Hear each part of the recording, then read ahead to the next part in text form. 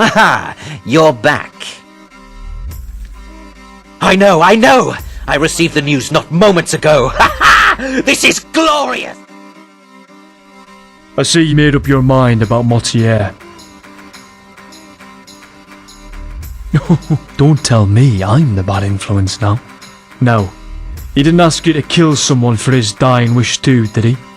Because I'd much rather track down that payment.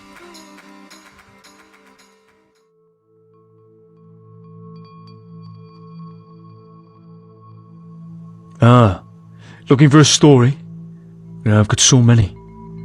But there's one that comes to mind again, after what happened with the Emperor. If you're settled in, a fair warning.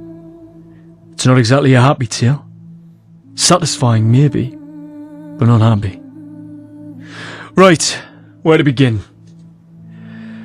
This happened back when I was crossing Cyrodiil, just a while before I fell in with the Blooded Dawn. The target was a young man from a noble family, rich, arrogant, thought himself untouchable. The bounty was for his capture, not his head. Some count wanted him brought in to stand for trial for what he'd done to a farm girl. A girl who never got to tell her story before any judge herself. Not after what he did to her. Everyone knew the kind of trial he'd get. A few coins in the right hands, a smirk at the magistrate, and he'd walk free. And maybe he'd make some small concession, a fine, a public apology. But the girl's father? No. Just a farmer. He had no gold, no power, no voice. Just grief. And a few extra septims to his name. He found me before I set out. He never said the words outright. He just held out what little he had, handshaking.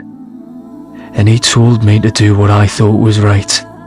Accidents happen, after all. But I could read it in him. The rage, the pain, all for his little girl. So I tracked that young man down. He was holed up in a hunting lodge, merrily drinking his wine and stuffing his face, as if he'd never shattered a life days before. When I found him, I told him why I was there.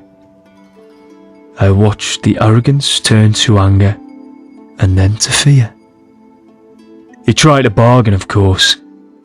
Gold, favours, promises of title and notary.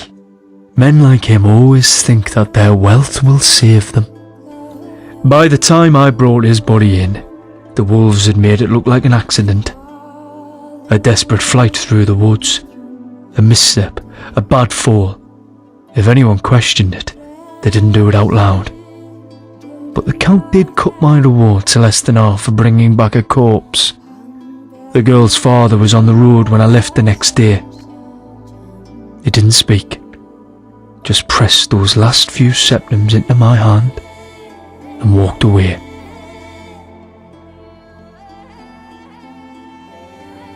I remind myself of that any moment I have some doubt. Who could tell if that poor girl was the first?